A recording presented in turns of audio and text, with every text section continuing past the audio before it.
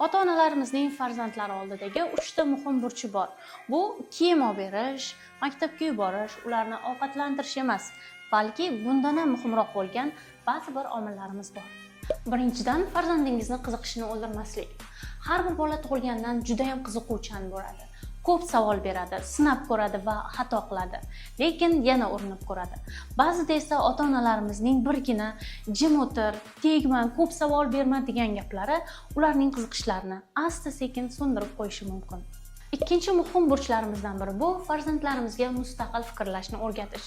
Bugungi kunda savollarga javobni internet ham topib beradi, lekin ularning qaysi biri to'g'riligini bilish uchun albatta fikrlash muhim.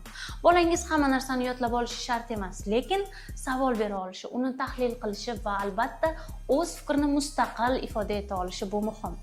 Uchinchi va eng muhim omillardan biri esa bu farzandlarimizni kelajak hayot uchun tayyorlash.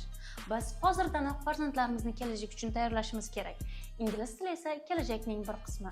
Nufuzli universitetlar, zamonaviy kasblar va cheksiz bilimlarga eshik ochuvchi yo'llardan biri bu ingliz tili. Siz nima deb o'ylaysiz? Biz ota-onalarning farzandlarimiz oldida yana qanday burchlarimiz bor? Aytgancha, farzandingiz ingliz tilini qo'rqmasdan, qiziqish va ishonch bilan o'rganishni xohlasangiz, sizlarni Built in English Schoolda kutib qolamiz.